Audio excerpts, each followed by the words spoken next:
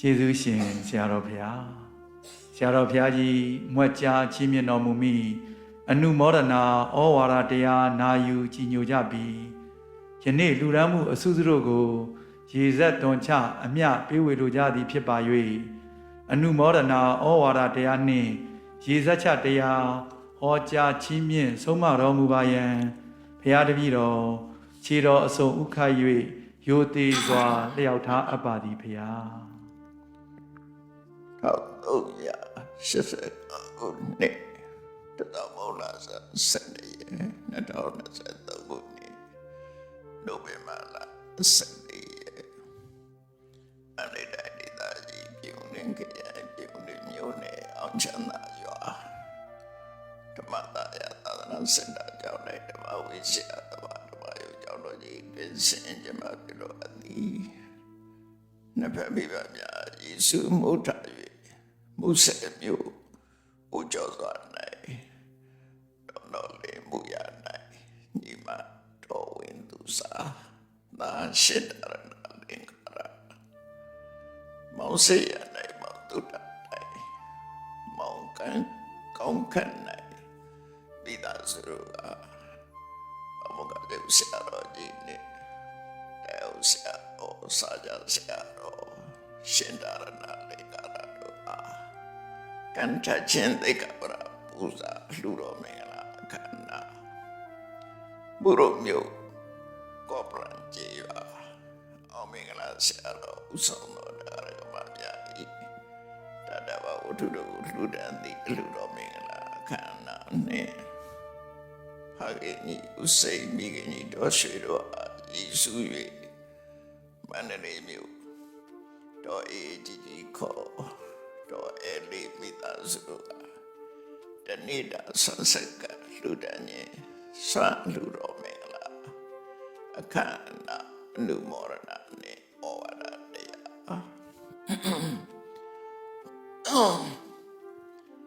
အတိအသီးကုသိုလ်ကောင်းမှုကိုလိုလားကြတဲ့ကုသိုလ်ရှင်တွေကုသိုလ်ကောင်းမှုကိုပြုလုပ်ကြတယ်မြတ်စွာဘုရားရဲ့အဆုံးအမကိုယုံကြည်လက်ခံမြတ်စွာဘုရားရဲ့အသိဉာဏ်ကိုလေးစားတဲ့အနေနဲ့လူကြတတ်ကြတာဖြစ်တယ်ပေါ့မြတ်စွာဘုရားကလူရတဏ္ဍအကျိုးရှိတယ်ဟောတာခဲ့တဲ့အဆုံးအမစကားကိုလိုက်နာပြီးတော့ကုသိုလ်ကောင်းမှုပြုလုပ်ကြတာဖြစ်တယ်အဲ့တော့ကုသိုလ်ကောင်းမှုဆိုတဲ့နေရာမှာလူရတဏ္ဍကဒါနကုသိုလ်ကိုကျင့်တရားနဲ့ကျင့်သုံးနေတဲ့နာကသီလကုသိုလ်ကိုယ်တဏ္ဍမှာတတိတရားတွေအသိပညာတရားတွေတိုးတက်လာအောင်လေ့ကျင့်ပွားများတာကအာဝနာကုသိုလ်သုံးမျိုးရှိတယ်ဆိုတာမမေ့ဘူးပေါ့နော်လူကျင့်တတ်ခြင်းကတော့အခြေခံပေါ့ဒါနကောင်းမှုဆိုတာဘုရားဘာသာတွေလည်းပြုတာပဲတခြားဘာသာဝင်တွေလည်းပြုတာမြန်မာနိုင်ငံသူနိုင်ငံသားတွေလည်းဒါနကောင်းမှုလုပ်ကြတခြားနိုင်ငံလူတွေလည်းဒါနကောင်းမှုလုပ်ကြတယ်ဒါနကောင်းမှုမလုပ်ဘူးဆိုတဲ့လူဟာလူမျိုးတိုင်းပြည်ဟာအရှိတလောက်ရှားပါလိမ့်မယ်အတိုင်းဒါရလူရတညာဖြစ်တယ်လူမှုတမှုဟာ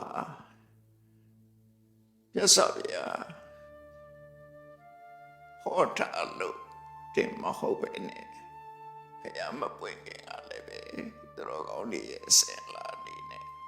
ဒါနာကိုကုသိုလ်တစ်ခုဖြစ်သတ်မှတ်ခဲ့ကြတယ်ဖြစ်တယ်ဒါကြောင့်မို့ဒါနံပဏိတပညာတံတပုရိတပညာတံလူမှုတမှုကုသိုလ်ကောင်းမှုကိုပညာရှိတွေသူတော်ကောင်းတွေကသိမှတ်ပြုထားတဲ့အလုပ်တစ်ခုဖြစ်တယ်သို့တော့အယူဝါဒလွဲမှားနေတဲ့ပုဂ္ဂိုလ်အချို့တော့ရှိတယ်သူတို့ကတော့ဘာပြောတော့တတုပညာတံယတိတံဒါနလူကျင့်တတ်ခြင်းဆိုတဲ့ကုသိုလ်ဟာလူမိုက်တွေကထွင်ထားတာပါလို့ပြောတဲ့ပုဂ္ဂိုလ်လည်းရှိတယ် နော်ဒီလူတွေရဲ့အမြင်အယူအဆဆိုတာအမျိုးစုံရှိတယ်ဒါပေမဲ့လို့သူတော်ကောင်းတွေမှန်သမျှဟာဒါနကောင်းမှုကိုပြုတဲ့နဲ့ပြုရမယ်လို့ခံယူချက်ရှိကြတယ်အလုံးကဥစေရဝါဒအယူဝါဒလွဲမှာနေတဲ့နောက်ဘဝဆိုတာမရှိဘူးဒီဘဝပြီးတာပဲသိရင်ဘာမှမရှိဘူးလို့ဥစေရဝါဒလက်ခံတာတဲ့ဥစေရဝါဒီပုဂ္ဂိုလ်ချို့ကသာဒါနကိုညင်မဲ့တာဖြစ်တယ်ပေါ့ကျန်တဲ့ပုဂ္ဂိုလ်တွေကတော့ဒါနကိုလက်ခံကြတယ်နော်ဒါနလက်ခံတဲ့ပုဂ္ဂိုလ်အများစုလို့ပြောရမှာဖြစ်တယ်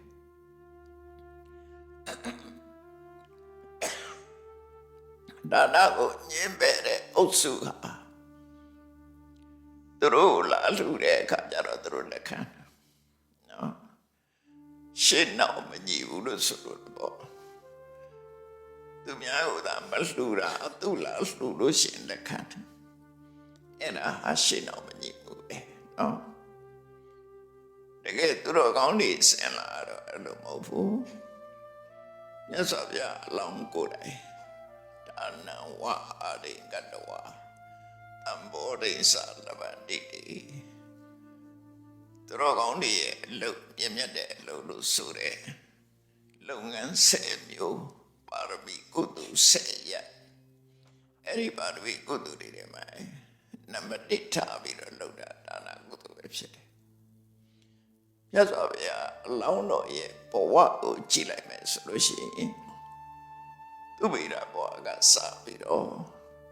လူခဲ့တန်ခဲ့တာနောက်ဆုံးပါရမီတွေစုံစုံညီညီဖြစ်ကျင်လို့နောက်ဆုံးဘဝပါရမီဖြစ်ရနောက်ဆုံးဘဝလို့ဆိုရမယ်ဝိတ္တန္တရာမင်းကြီးဘဝထိအောင်ဒါကောင်းမှုဆိုတာဆိုတဲ့မြင်မြင်လောက်သွားတယ်နော်အဲ့ဒါဝိတ္တန္တရာမင်းဆိုတာပါရမီဖြစ်တဲ့ဘဝမှာနောက်ဆုံးဘဝပဲဝိတ္တန္တရာပြီးရင်သေတကေတုဆိုတဲ့ဒုတိယဘုံကနတ်သားပါဖြစ်တယ်ပြီးတဲ့အခါကျတော့ဖျားသေတရပင်သားဖြစ်ပြီးတော့ဖျားဖြစ်တော့တာပဲအဲ့တော့ဒါနပါရမီကုသိုလ်အထုတ်တဲ့တဲ့ပဲနောက်ဆုံးဘဝလို့ဆိုတဲ့ဝိတ္တန္တရာမင်းနဲ့ထထီအောင်လူမှုတမှုကိုလှူခဲ့တာအဲ့ဒါကြည့်မယ်ဆိုရင်လူရတဏ္ဍဟာအကျိုးမရှိဘူးဆိုတာမဟုတ်ဘူးပေါ့နော်အကျိုးရှိလို့သာတကယ်သူတော်ကောင်းသူတော်မြတ်တွေလုပ်ကြတာဒါမို့မြတ်စွာဘုရားကဟောတဲ့အခါမှာဒါနပဏိတပညတံသဗ္ဗုရိတပညတံဒါနဆိုတာသူတော်ကောင်းတွေပညာတာသူတော်ကောင်းတွေအတိမပြုတာပညာရှိတဲ့ပုဂ္ဂိုလ်တွေအတိမပြုတာဆိုတော့အတိမမပြုရင်သူတော်ကောင်းမဟုတ်ဘူးဆိုတဲ့အဓိပ္ပာယ်ရအတိမမပြုရင်အတိညာကဲမဲ့တဲ့သူဖြစ်တယ်ဆိုတာအတိညာရှိတဲ့ပုဂ္ဂိုလ်တိုင်းဒါနကောင်းဖို့ပြုလို့ကြတယ်ဘာဖြစ်လို့ဆိုလို့ရှိရင်ဒါနသံဗုဒ္ဓနိဘောဂာနိလူတွေရရှိနေရတဲ့ဘဝမှာစားစရာဝတ်စရာနေစရာမကြမ်းမရင်စေဝါစတဲ့ပစ္စည်းလေးပါအသက်ရှိဖို့အတွက်ထောက်ကူဘဝရည်တည်နိုင်ဖို့အတွက်ထောက်ကူပစ္စည်းတွေလောကမှာရရှိပြီးတော့လူတွေအသက်ရှိကြတယ်အဲ့ဒီအသက်ရှိကြောင်းထောက်ကူတွေမှန်သမျှသည်လူကတန်ခဲ့တဲ့ဒါနကုသိုလ်ရဲ့အကျိုးဆက်လို့ပြောတာဗျာနော်ကိုယ့်ကိုယ်နဲ့သေစာစဉ်းစားကြည့်အပေါ်ရန်တွေးမယ်ဆိုရင်ပစ္စည်းဥစ္စာဆိုတာကိုယ့်ကိုယ်ချွေးနဲ့သွေးနဲ့ပြမန်းခံပြီးတော့ရှာထားရတာဒါနကုသိုလ်ကပေးတာမဟုတ်ဘူးလို့တွေးမိကောင်တွေးပြီးကြလိမ့်မယ်တချို့ကြတာသို့တော့လောကကြီးကိုခြုံကြည့်လိုက်လို့ရှိရင်ရှာရင်ရရဲ့လားအဲ့ဒါကိုစဉ်းစားကြည့်ရနော်လူတိုင်းလည်းရှာနေကြတာပဲရှာရင်ရရဲ့လားတချို့ကြတော့လွယ်လွယ်ကူရတယ်တချို့ကြရှာစရာဘလို့ပဲနေရတယ်နော်တချို့ကြတော့ဘလို့ပဲကြိုးစားဘ ဘယ်လိုပဲရှာမရတဲ့ပုဂ္ဂိုလ်တွေလည်းအများကြီးပဲအဲ့ဒါကြည့်လိုက်လို့ရှိရင်ရှာဝေခြင်းဆိုတာအကြောင်းတစ်ခုသာဖြစ်တယ်ရှာဝေခြင်းအပြင်အခြားအကြောင်းတစ်ခုရှိရအောင်ပဲစဉ်းစားလို့ရတယ်နော်ရှာတိုင်းရှာလို့ရတယ်ဆိုရင်လူတိုင်းဟာဖတ်ကန်သွားပြီးကြောက်နေရှာနေကြတာရှာတဲ့လူတိုင်းရလားမရဘူးစီးပွားဆိုတာလည်းလူတိုင်းလောက်တာရမရဘူးရှာတဲ့လူရတယ်မရတဲ့လူမရဘူးအဲ့ဒီလိုကွဲပြားခြားနာနေတာကိုအဒီအကြောင်းတစ်ခုတည်းမဟုတ်ဘူးဆိုတာစဉ်းစားရမြတ်စွာဘုရားကအကြောင်းဆိုတာအမျိုးမျိုးစဉ်းစားတာတခုတည်းမဟုတ်ဘူးပဲခါပဲဖြစ်ပရိစ္ဆေသမုပ္ပါကိုကြည့်လိုက်အကြောင်းလေးမျိုးမျိုးတခုတည်းလို့ပြောလို့မရဘူးနော်အမှန်မသိတာကစပြီးတော့လုံးမိလို့ရကံတရားတွေလုံးမိတာကောင်းတာလည်းလုပ်တယ်မကောင်းတာလည်းလုပ်တယ်အမှန်မသိတာအဝိဇ္ဇာကအကြောင်းတစ်ခုအမှန်မသိရုံနဲ့တော့ဘာမှမဖြစ်သေးဘူးအမှန်မသိလို့လုံးမိလို့ရလုပ်တယ်ကောင်းတာလည်းလုပ်တယ်မကောင်းတာလည်းလုပ်တယ်အဲ့ဒီလှုပ်ခြင်းမလှုပ်ခြင်းကိုအကြောင်းပြုပြီးတော့ဘဝဆောက်ဖြစ်လာတယ်။ကောင်းတာလှုပ်တဲ့အခါကောင်းတဲ့ဘဝရောက်လာတယ်မကောင်းတဲ့ဘဝလှုပ်ရင်မကောင်းတဲ့ဘဝရောက်လာတယ်။အဲ့ဒီမှာကြည့်အဝိဇ္ဇာဆိုတဲ့အမှန်မသိမှုကအကြောင်းတစ်ခုနော်အဝိဇ္ဇာကိုကိလေသာလို့ခေါ်တယ်။အဝိဇ္ဇာဆိုတဲ့အမှန်မသိကအကြောင်းတစ်ခုအဲ့ဒါကိုအကြောင်းပြုပြီးတော့ကုသိုလ်အကုသိုလ်လုပ်ခြင်းကအကြောင်းတစ်ခုဖြစ်သွားပြီနော်ဒီနှစ်ခုနဲ့ဘဝအရာကံနဲ့ကိလေသာပေါင်းပြီးတော့ဘဝကိုထုတ်လုပ်တယ်အစင်လာကြည့်လို့ရတယ်အဲ့တော့ဘဝတစ်ခုလူဘဝတည်းမဲ့ကံနဲ့ကိလေသာပေါင်းပြီးတော့ထုတ်တာဆိုတာသိရတယ်လို့ပဲဒီပင်တော်တော်ရေးပြီးတပင်းနေရကြည့်လိုက်တပင်းနေဟာမျိုးစိတ်တစ်ခုတည်းနဲ့အပင်မဖြစ်ဘူးအဲ့ဒီမျိုးစိတ်တွေဟာမြေနဲ့ရေနဲ့ပေါင်းမှအပင်ဖြစ်တယ်နော်အဲ့ဒါကြောင့်မို့အကြောင်းဆိုတာမျိုးရှိတယ်လို့မှန်အကြောင်းတစ်ခုစနကဟေတုဖြစ်စေတဲ့အကြောင်းအဲ့ဒါကအကြောင်းတစ်ခု producing cause လို့ခေါ်တယ်ဖြစ်စေတဲ့အကြောင်းတစ်ခုနောက်တစ်ခုထောက်ပံ့ကိုကြည့်ပေးတဲ့ဥပထပကဟေတုအထောက်ကိုပြုတာကအကြောင်းတစ်ခု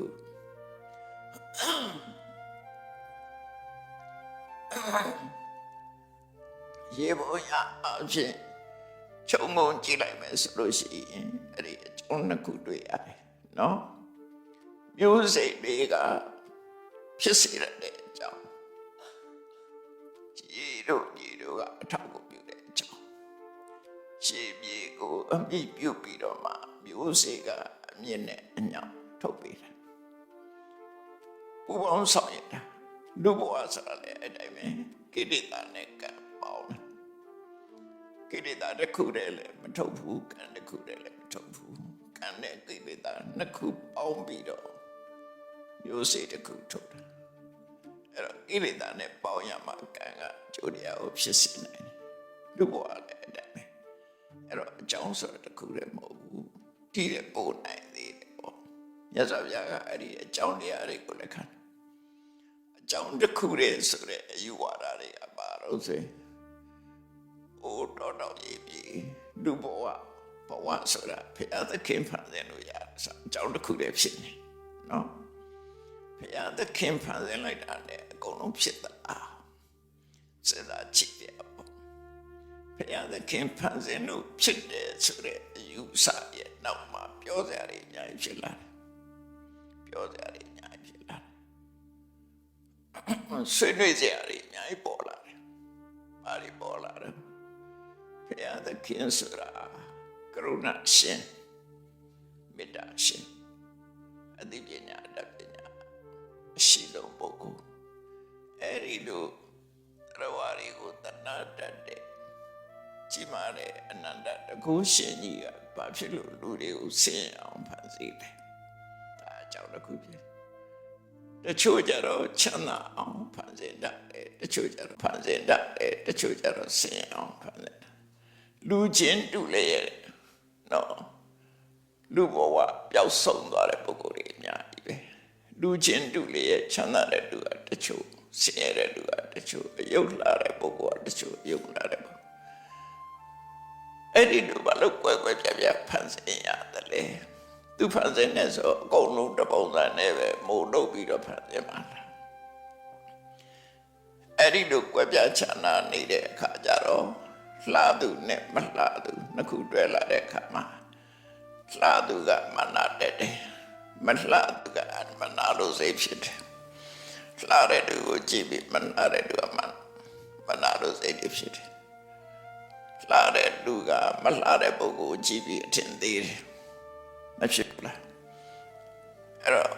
ဒီလိုအကြောင်းတရားတွေအကုန်လုံးဖြစ်ပေါ်လာတော့အဲ့တော့ဘုရားသခင်ကိုအကြောင်းပြုပြီးတော့လူတွေအတော့ကရောက်တယ်ဆိုတာဖြစ်လာတော့ပြောစရာတွေကဘာဖြစ်လာတော့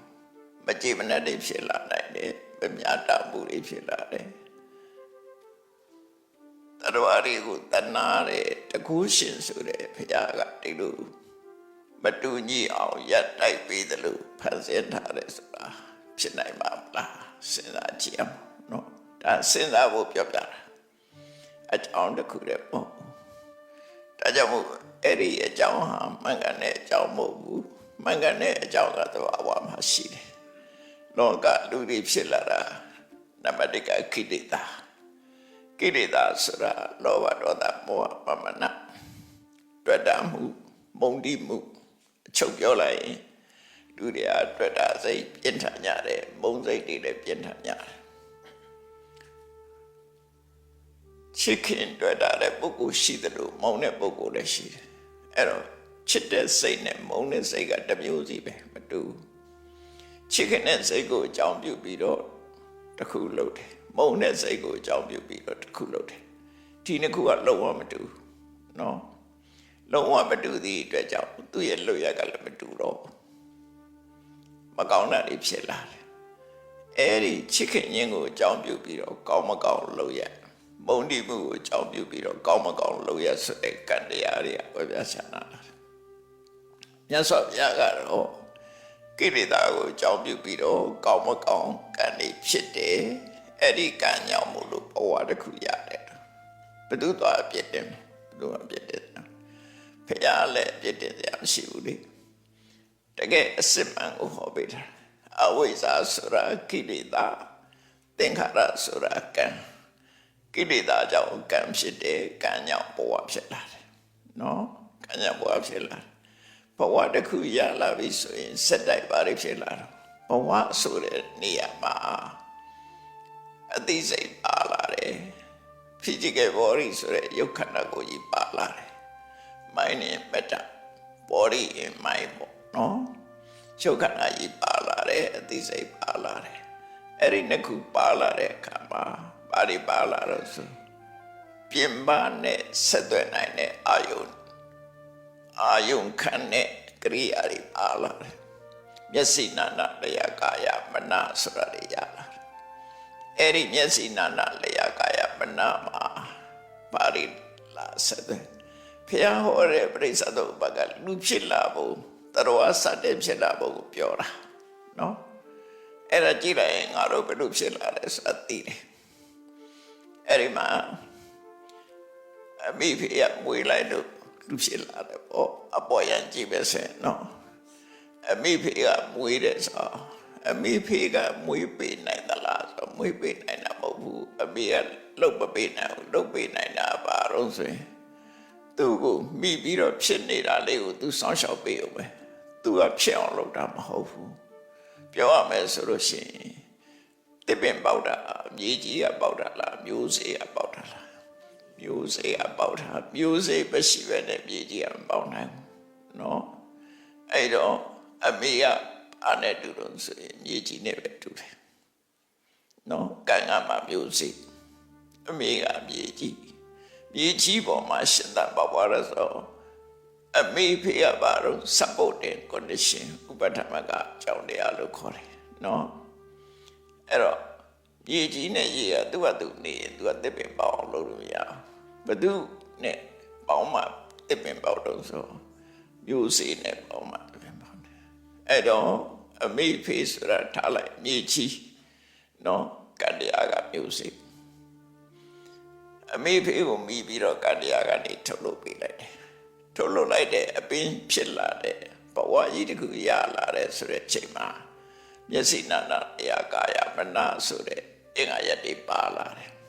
ပါလာသည့်အတွက်ကြောင့်မျက်စိရှိလို့မြင်စရာအာယုန်တွေကိုမြင်နေ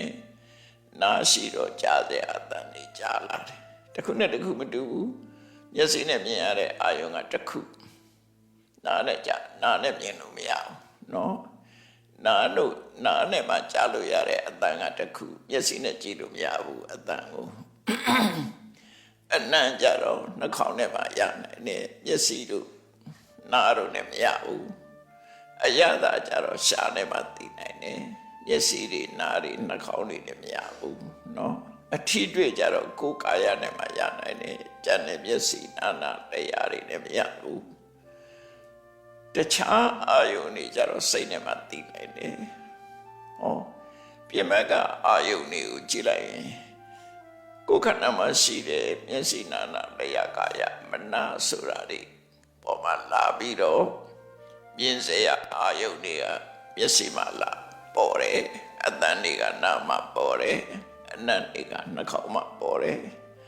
အရသာတွေကလျှာမှာလာပေါ်တယ်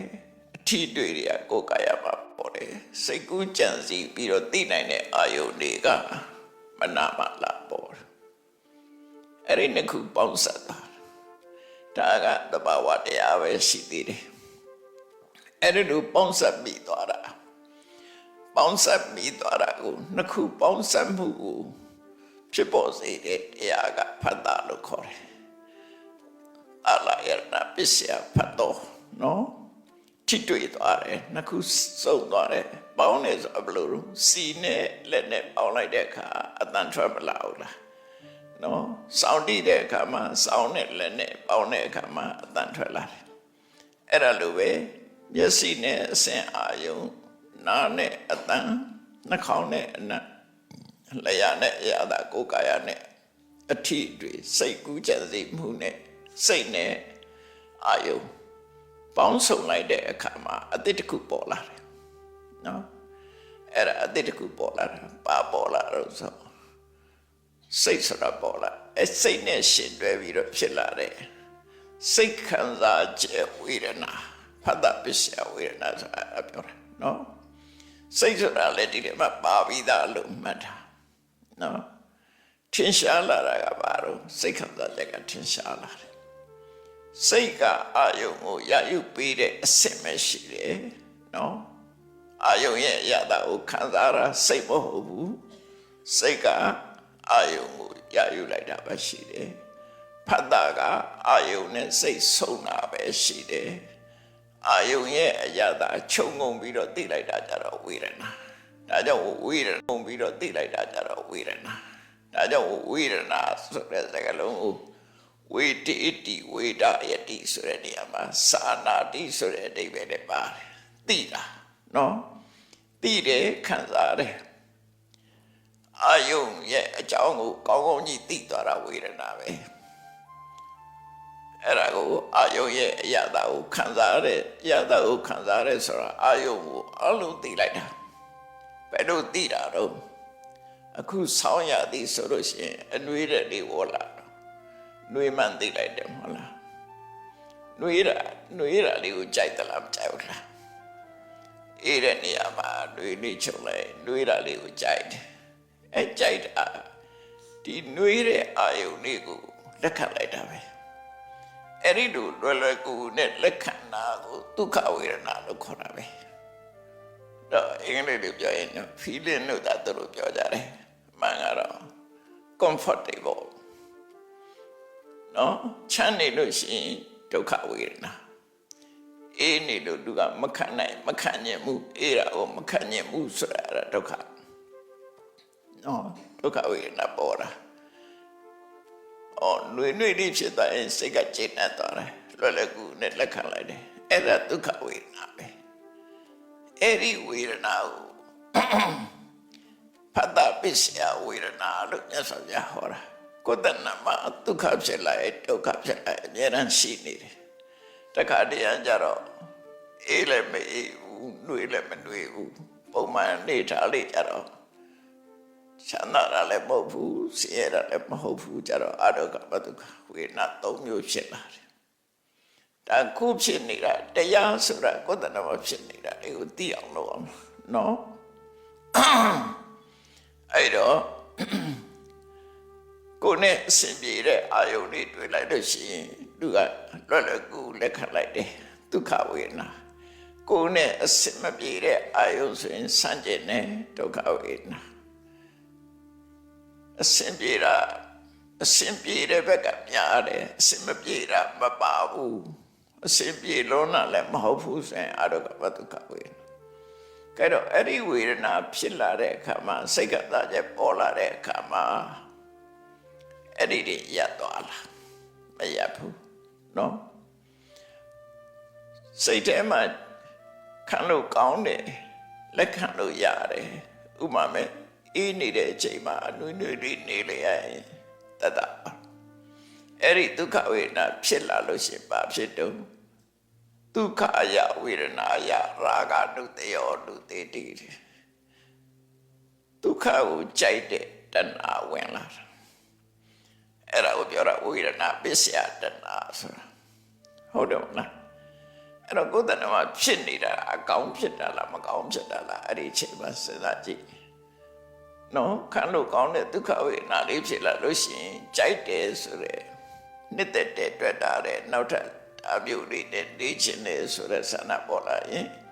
ဝေဒနာပစ္စယတဏှာဖြစ်လာတာပဲအဲ့ဒီတဏှာကြတော့ကိလေသာလို့ခေါ်သွားတယ်နော်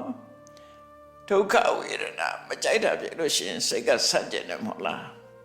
စိတ်ထဲမှာမကြိုက်ဘူးဆိုတဲ့အခါမှာဘာဖြစ်လာတော့ဒုက္ခယဝေဒနာယပဋိက္ခဏုတေယောနုတေတိဒုက္ခဝေဒနာဖြစ်တိုင်းမကြိုက်တဲ့စိတ်ဆန့်ကျင်တဲ့စိတ်ပေါ်လာတယ်အဲ့ဒါဒေါသပဲနော်အဲ့တော့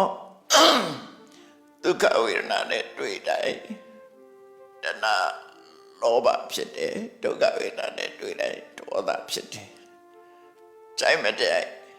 ဒီအာယုဝေဒနာနဲ့ပတ်သက်ပြီးခံစားမှုမသိဘူးဆိုရင်မတ္တမဲ့နေလိုက်ပြန်ဖြစ်တာတော့ဖြစ်တယ်မတ္တမဲ့နေလိုက်တယ်အေးတာလည်းမဟုတ်ပူတာလည်းမဟုတ်ဒုက္ခလည်းမဟုတ်ဒုက္ခလည်းမဟုတ်ဘူးကြတော့အဒုက္ခမဒုက္ခမထင်ရှားတဲ့ဝေဒနာဖြစ်လာတဲ့အခါကျဘာဖြစ်တော့အဲ့ဒီမှာရောကိလေသာကလွတ်ကြလားဆိုမလွတ်ဘူးအဒုက္ခယအဒုက္ခမဒုက္ခယဝေဒနာယအဝိဇ္ဇာနုတေယောနုတေတိအဝိဇ္ဇာကိန်းသွားဗျာအဲ့တော့ဘုန်းကြီးတို့တွေပုထုဇဉ်တွေရဲ့ဘဝမှာကြည်လိုက်ဘယ်ကမှအကုသိုလ်မလွတ်နိုင်ဖြစ်နေနော်အကုသိုလ်ဆက်ရှိဒါကဆိုးဆိုးဝါးဝါအကုသိုလ်ကြီးလားလို့ဆိုအဲ့လိုတော့မဟုတ်ဘူးတန်တရားဝကမလွတ်နိုင်တော့ဖြစ်တဲ့အကုသိုလ်ဖြစ်တယ်အပေကြတဲ့အကုသိုလ်မျိုးပြောတာမဟုတ်ဘူးအဲ့တော့အကောင်းဖြစ်နေတာလားအဆိုးတွေဖြစ်နေတာလားဆိုကောင်းတွေဖြစ်တာမဟုတ်ဘူးအဆိုးတွေဖြစ်နေတာအဲ့ဒီအချိန်လေးမှာဒုက္ခဝေဒနာဖြစ်တဲ့ဆိုတဲ့နေရာမှာကြိုက်တာမကြိုက်တာကိုကျင့်တတ်တာမကျင့်တတ်တာမစင်စားဘူးနဲ့ဒုက္ခဝေဒနာဖြစ်နေတာပါလားလို့သိလိုက်တာနဲ့တပြိုင်နက်ခုနရာဂဒုတိယလာဘူးဒုက္ခဝေဒနာကိုလည်းဒုက္ခဝေဒနာလို့သိလိုက်တာနဲ့တပြိုင်နက်ဒေါသဖြစ်တော့ဘူး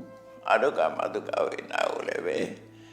ဒါကတခဏပဲဖြစ်တာလို့သိလိုက်တာနဲ့တပြိုင်နက်အဝိဇ္ဇာမလာတော့အဲ့ဒီနေရာလေးမှာဒီလိုသိအောင်လုပ်တာကိုဘာဝနာလို့ခေါ်တယ်နော်ကိုယ်တဏ္ဍမှာဒုက္ခဖြစ်တယ်သိတယ်ဒုက္ခဖြစ်တယ်သိတယ်အဒုက္ခမဒုက္ခဆိုတဲ့သိလိုက်တဲ့အချိန်လေးမှာဒီနေရာလေးမှာဟိုဘက်ကိုမကူးဆက်အောင်ဆိုလိုတာကမိဆက်ပြီးတော့မလောင်အောင်တားလိုက်တာဝေဒနာပစ္စယတဏှာဆိုတာမလောင်တာနော်ပရိစ္ဆေသမုပ္ပါဒ်မှာ ဝေဒနာရဲ့နောက်မှာတဏှာလို့ပဲဟောတယ်သို့တော့တကယ်ဖြစ်တာကဘာလို့ဆိုရင်ဒုက္ခဝေဒနာပစ္စယတဏှာဒုက္ခဝေဒနာပစ္စယဒေါသောအဒုက္ခမဒုက္ခဝေဒနာပစ္စယအဝိဇ္ဇာတဘာဝကြတော့အဲ့ဒီတည်းဖြစ်တယ်ဒါပြင်ဘာလို့ပရိစ္ဆသုဥပမာဝေဒနာပစ္စယတဏှာလို့ရင်ဟောတယ်လေဆိုအဖြစ်များတာကိုကြည်ဟောတာမြတ်စွာဘုရားအလုံးကိုခြုံငုံပြောလိုက်တာနော်ဖြစ်လာနိုင်တယ်လူတွေကဆင်းရဲပြီဆိုရင်ဘာမျောလဲဆင်းရဲဒုက္ခကိုကြိုက်သလားမကြိုက်ဘူးလားမကြိုက်ဘူးမကြိုက်တော့ကြိုက်တဲ့ဒုက္ခကိုမျောတယ်ဒုက္ခကိုမျောတော့ဒုက္ခဝေဒနာကလည်းတစ်ခွဲကြော်လိုက်ရင်တဏှာပဲဖြစ်တာပဲလေဒေါသမဖြစ်တော့ဟုတ်တယ်မလားအဲ့ဒါကိုစာပေကျမ်းမှာဘလို့ရှင်းပြထားတော့ဆိုရင်ဒုက္ခိဒုက္ခံပတ္ထယတိဒုက္ခရောက်တဲ့ပုဂ္ဂိုလ်ကဒုက္ခအဝယ်မျောလင်းတယ်သူ့ကိုစိတ်ဆိုးနေမဲ့အစားဒုက္ခအဝယ်မျောတယ်နေမကောင်းတဲ့သူကလည်းနေကောင်းခြင်းတယ်ကောင်းကြိုက်နေတဲ့သူကလည်းကောင်းကြိုက်ကြောက်တာမျောခြင်းဟုတ်တယ်ဆင်းရဲဒုက္ခရောက်နေတဲ့ပုဂ္ဂိုလ်ကလည်းချမ်းသာတာကိုမျောလင်းတယ်အဲ့ဒီမျောလင်းတာကတဏှာဖြစ်တာဒါမို့ဒုက္ခိဒုက္ခံပတ္ထယတိဒုက္ခဖြစ်နေတဲ့သူကဒုက္ခပြောတယ်ဒါပြင်ဒုက္ခဖြစ်တဲ့သူကဒုက္ခိပဲရောပြီးအစ္စတိဒုက္ခဖြစ်နေတဲ့ပုဂ္ဂိုလ်ကျတော့ထိတဲ့ပို့ကောင်းတာမျောပြန်ရောအဲ့တော့ကြည့်လိုက်မယ်ဆိုရင်အမျောကြီးပဲသူကအမျောနဲ့ကြည့်ပဲဆိုရင်ဝေဒနာပစ္စယတဏှာဆိုတာဟုတ်တယ်နော်အဲ့ဒါတို့သိအောင်ကြိုးစားတာကြတော့ဘာဝနာကုသိုလ်လို့ခေါ်တယ်အဲ့တော့ဒါနာကုသိုလ်သီလကုသိုလ်ဘာဝနာကုသိုလ်သုံးမျိုးလုံးနဲ့ပါကိုအမြဲတမ်းတတိယဖို့လောကမှာအပြစ်ကင်းပြီးတော့ကောင်းကျိုးချမ်းသာပေးနိုင်တဲ့အရာတွေဟာကုသိုလ်သာဖြစ်တယ်နော်အဲ့တော့ကိုဘာလုပ်ရမလဲအကုသိုလ်တွေကထွက်ခွာပြီးတော့ကုသိုလ်ပေါ်မှာယက်တီကိုကြိုးစားရမယ်နော်အကုသိုလ်ကရှောင်ဖယ်ပြီးတော့အကုသိုလ်ကကင်းတော့အောင်နေထိုင်ပြီးတော့ကုသိုလ်ပဲကိုရအောင်လုပ်ရမှာဖြစ်တယ်ဒါကိုဘဝကိုကြိုးစားဖို့ကုသိုလ်ဆိုတဲ့နေရာမှာအစဉ်စဉ်ရှိတယ်ဒါနကုသိုလ်ကလည်းဘဝယက်တီနိုင်ဖို့အကုသိုလ်ကိုရှောင်လိုက်တာပဲဒါနကုသိုလ်ကပဲအကုသိုလ်တွေရှောင်တာလို့ဆိုရင်လောဘဆိုတဲ့အကုသိုလ်မစ္စရိယဆိုတဲ့အကုသိုလ်အဲ့ဒါတွေကိုရှောင်လိုက်တာလောကကြီးမှာစားကြအောင်မရှိအောင်မွဲနေတာမစ္စရိယကြောင့်လူတွေဟာလေစားကြမရှိအောင်ဒုက္ခရောက်တဲ့ပုဂ္ဂိုလ်တွေကမစ္စရိယကြည့်ခဲ့တဲ့ပုဂ္ဂိုလ်တွေအဲ့လိုဖြစ်တယ်အဲ့ဒါကြောင့်မို့ဒုက္ခကိုဖြစ်ပေါ်စေတဲ့မစ္စရိယရှောင်လိုက်တယ်တွေ့တာထားသည့်အတွက်ကြောင့်သောကတွေနဲ့နေရတာလောဘတဏှာလောဘအဲ့ဒီတဏှာလောဘတဏှာလောဘကနေရှောင်ထွက်လိုက်တာနော်လောဘဆိုတဲ့အကုသိုလ်ကနေထွက်ခွာပြီးတော့အလောဘဆိုတဲ့ကုသိုလ်ပေါ်မှာယက်တိလိုက်တာဒါနကုသိုလ်ပဲနော်အလေးနဲ့ထိုင်အဲ့လိုစဉ်းစားရမယ်တလားအဲ့လိုဘဝနဲ့ပေါ်ရန်စားပြီးတော့ဘယ်ကြောက်သွားပြီးတော့ပါလှူတယ်ဘယ်ဘုန်းကြီးပါလှူတယ်ဘာကုသိုလ်လုပ်တယ်ဆိုတဲ့နာမည်ပဲရှိနေမှာပဲတကယ်အနှစ်သာရကိုကြည့်လိုက်လို့ရှိရင်ခုတိုင်းမြင်အောင်ကြိုးစားရမှာဖြစ်တယ်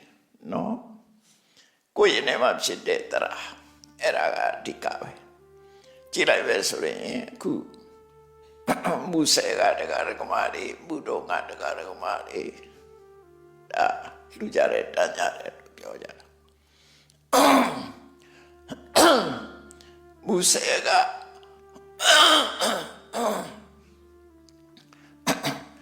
မူဆေကလူတွေ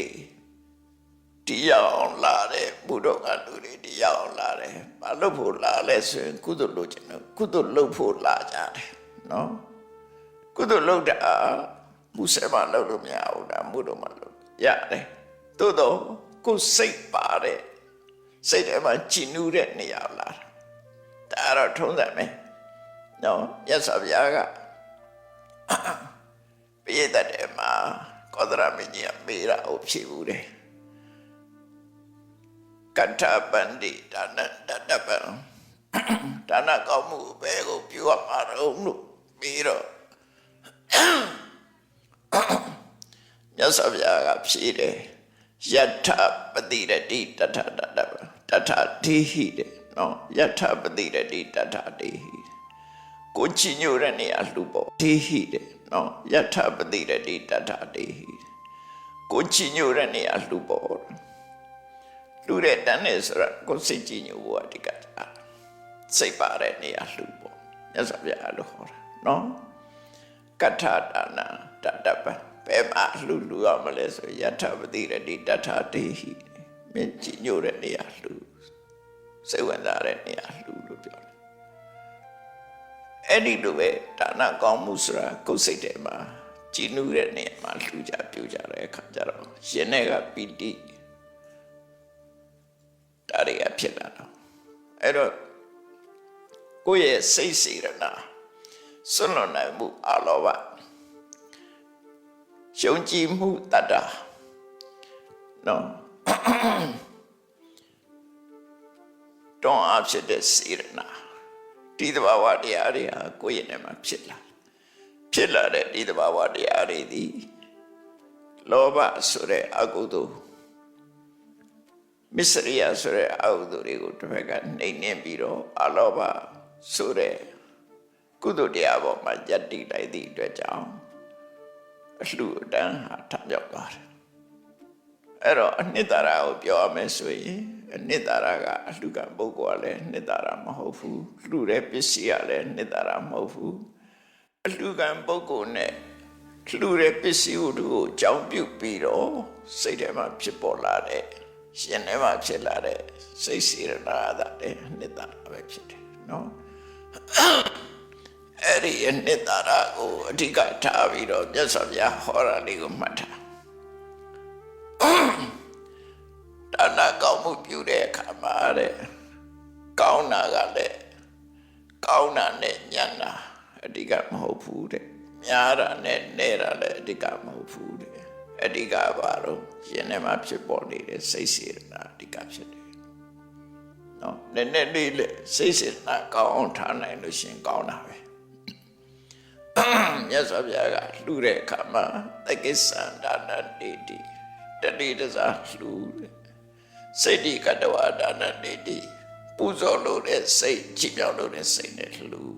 Nada Dana Dedi, Kora Koja Bawe Biro Lu,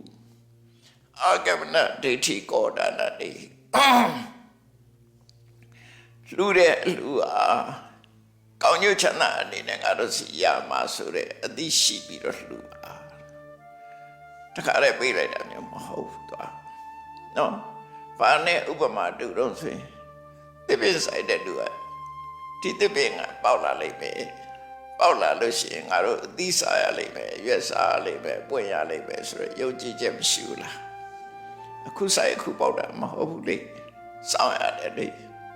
I don't do a young Chido, go by name, you say they will be you a child. Young Chido looked. Tana Gamusala, I bet you Chido looked. No? Go to like that, Luye. Chipola me at the Buena, Goyamasrati, Erago, Argamana, Teti, Golo Core. Clude Danekama, Argamana, Gosima, a Jew, they are moody, Chipola, Mesure, Teti, and ye. Erasia made to Hora. Da will a Madonna Hora, no? Eredu, Danagamulo, Danude, Goyanema, Chipola, Sirna, the Wadiari, Tishina Lebo. Pire Kama, Godanama Pshendire, Yari, Chile Beswe. David Tinkara, Nisa Lusurede, Shinema Psilade, Tarade Yari, Yepsina, Hofu. A town of Kudolome Surekama, Yenema Sirenari, Alovari Psilla, being Yabala. Toroha, John Shidupsida, John Machine of Shibu, John Shibi, Pibi, Bietaja.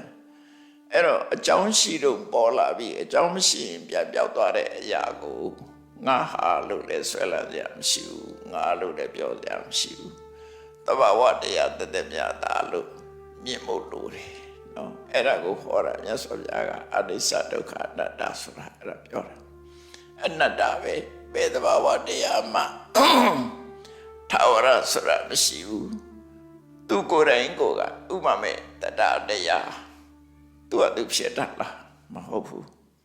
နော်ဆိုင်ရာအကြောင်းတရားတွေကိုမိပြီးတော့မှသူဖြစ်တာတရက်စီလေးကသူကသူပေါက်တာလားမဟုတ်ဘူးမြေကြီးနဲ့ရေမိပြုပြီးတော့ပေါက်တာသူကသူမပေါက်နိုင်ဘူးအဲ့ဒါလိုပဲလူရဲ့တဏ္ဍာမှာဖြစ်တဲ့စိတ်သဘောထားတွေအလုံးဟာကောင်းတာပဲဖြစ်ဖြစ်ဆိုးတာပဲဖြစ်ဖြစ်မိရအကြောင်းတစ်ခုကိုအကြောင်းပြုပြီးတော့မှဖြစ်တာအဲ့ဒါကိုစာပေကျမ်းကမှာဘယ်လိုခေါ်တော့ဆိုပစ္စယယတ္တဝုဒ္ဓိပစ္စယအာယတ္တဝုဒ္ဓိအကြောင်းနဲ့ဆက်ဆက်ပြီးတော့မှဖြစ်နိုင်တာသူကသူဖြစ်နိုင်ဆိုတာမရှိဘူးဘယ်အရာမှသူကိုယ့်အကိုဖြစ်တာမရှိဘူးအဲ့ဒါတို့အကြောင်းကိုမိပြီးဖြစ်လို့အကြောင်းကထုတ်လုပ်တာဖြစ်လို့သင်္ခါရလို့ခေါ်တာအဲ့ဒီသင်္ခါရတွေရှိနေတယ်ဗျမြဲအောင်လုပ်လို့မရဘူးဘယ်သင်္ခါရမှမြဲအောင်လုပ်လို့မရဘူးဘုန်းကြီးတို့တွေရထားတဲ့ခန္ဓာ၅ပါးသည်မြဲအောင်လုပ်လို့မရဘူးမြဲအောင်လုပ်လို့မရဘူးဆိုတာရင်းရင်ပြောတာမသိအောင်လုပ်လို့မရဘူးဖြစ်လာပြီးရင်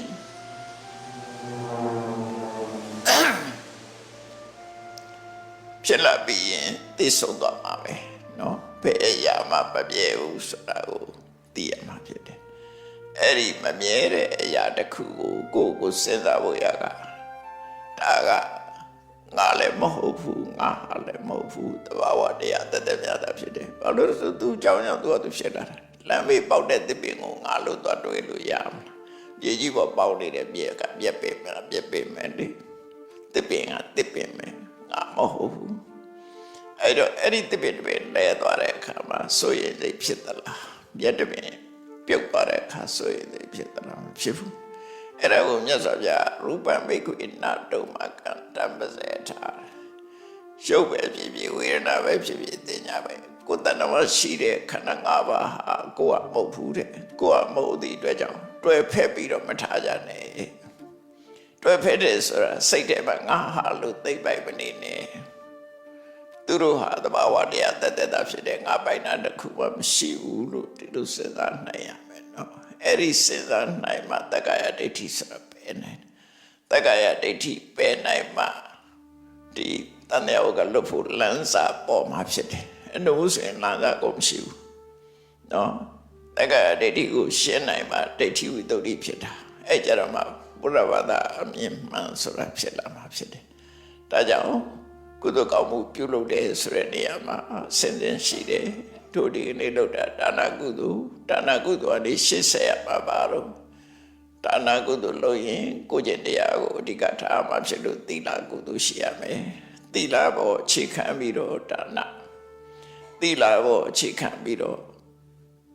တတိနဲ့ပညာတို့ပွားလာအောင်စဉ်းစားတာဘာဝနာကြတော့စဉ်းစားဖို့မပြင်းနဲ့ဟဲ့လားငါတို့ပတ်စံကုန်ချခံပြီးတော့လှူနေရတာအကျိုးရှိရလားစဉ်းစားတယ်ဟုတ်လားဘာဖြစ်လို့လှူတာလဲနော်ငါတို့ဘာဖြစ်လို့လှူနေကြတာလဲစဉ်းစားတယ်နေအလုံးအပါပဲဖြစ်စဉ်းစားတဲ့အခါမှာအဖြစ်ထွက်လာအောင်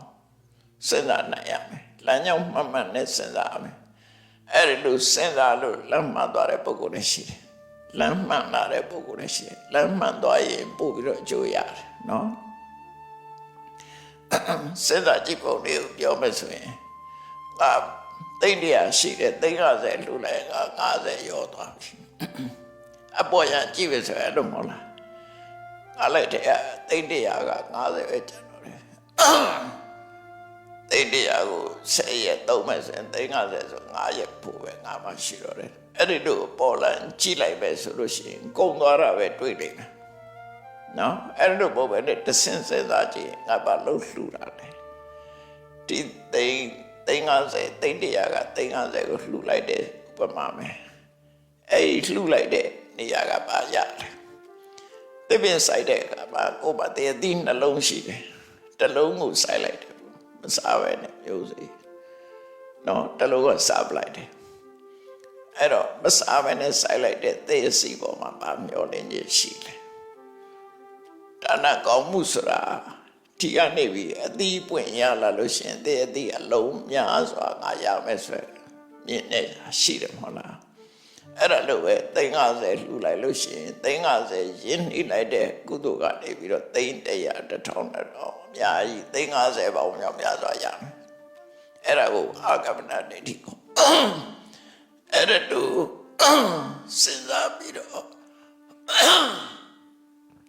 အဲ့ဒါတို့စဉ်းစားပြီးတော့ကုသိုလ်ကောင်းမှုပြုလုပ်မယ်ဆိုရင်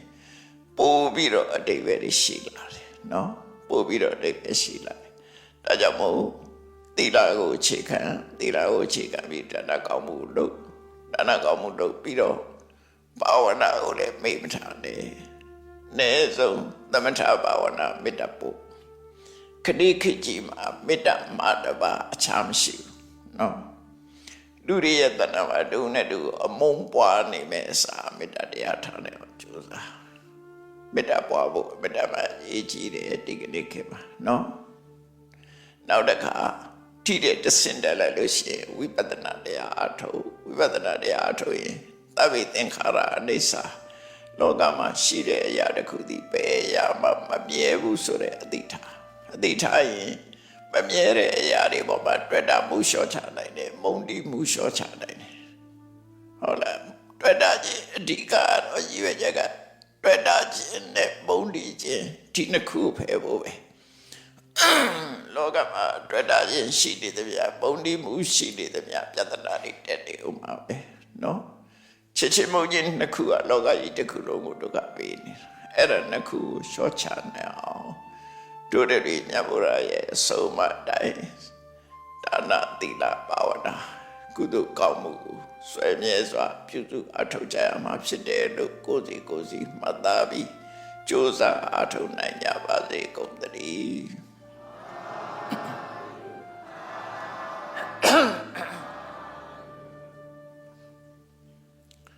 ရှိတဲ့ချာအောင်ရေးစခွက်လေးကဲအလုံးစုံပဲရှင်ဖေယဖေယတွေတော်တို့သည်မြတ်ဗုဒ္ဓဤအဆုံးအမနဲ့ညီကုသိုလ်ကောင်းမှုကိုလိုလားကြပါသောကြောင့်ဓမ္မတာယသာသနာစင်တာကျောင်းတိုင်၌သိက္ခာဝရပူဇာကံထချင်းအတုတော်မင်္ဂလာကိုပြုလုပ်ကြပါကုန်၏စံကြဝေဘောဇင်ချွတ်ကြရတာအပြာတို့ကိုစက္ကပါကုန်၏သင်္ကန်းစာရှိသောတတ္တဗဝတ္ထုအစုစုတို့ကိုလှူဒန်းပါကုန်၏ဆောက်လုပ်ဆဲဖြစ်သောသောတုဇနမင်းစရီသာတင်သာချမ်းသာမဏိမြချမ်းသာစွာတရင်သုံးနိုင်ရန်ကျောင်းအလှူတွင်ပါဝင်လှူဒန်းကြပါကုန်၏ကျမ်းမာရေးအလှူကိုလှူဒန်းကြပါကုန်၏ဓမ္မပူဇာတရားတော်ကိုပူဇော်သောအဖြစ်လှူဒန်းပါကုန်၏ယနေ့ယခုအထုပြုလို့ရသောဒါနကောင်းမှုသီလကောင်းမှုဘာဝနာကောင်းမှုဤကုသိုလ်ကောင်းမှုအစုစုတို့သည်နိဗ္ဗာန်ချမ်းသာ၏အကြောင်းထောက်ပံ့ဖြစ်ပါစေတည်းဤကောင်းမှုဤဖို့ပါကကိုအမိအဖအဖို့ဖွာဆွေမျိုးညာတိတို့အားကုသိုလ်အမြတ်ဝေငှပါကုန်၏ဤကြောင့်၌အတွင်၌ရှိကြကုန်သောနာပေါင်းတို့အားကုသိုလ်အမြတ်ဝေငှပါကုန်၏တပည့်တော်တို့နေထိုင်ရာ မြို့ရဒေသတို့၌ရှိကြကုန်သောနတ်ပေါင်းတို့ကုသိုလ်အမြတ်ဝိငါပါကိုဤသာသနာတော်ဆောင်းနာလောကဆောင်းနာတို့အားကုသိုလ်အမြတ်ဝိငါပါကိုဤ30ဘုံကျင့်နေကုန်သောလုံးစုံများစွာတတ္တဝါတို့သည်ကုသိုလ်အမြတ်ကိုယ်စီရကြကုန်သည်ဖြစ်၍ကိုယ်စိတ်နှပြချမ်းသာကြသည်ဖြစ်ကြပါစေကုန်သတည်း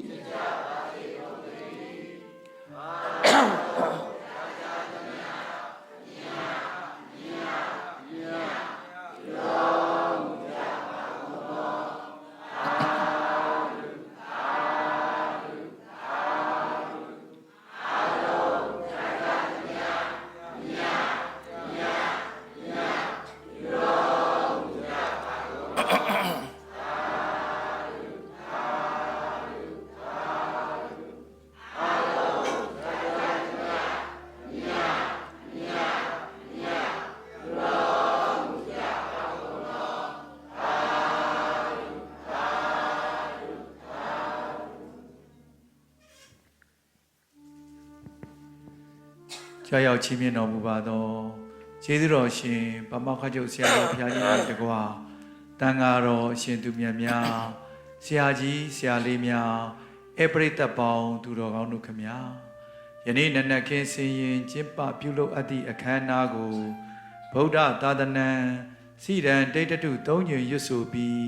အောင်မြင်စွာပြီးမြောက်ကြမှာဖြစ်ပါတယ်ဗျာဘုရားသာသနာစီရန်တိတ်တုဘုရားသာသနာ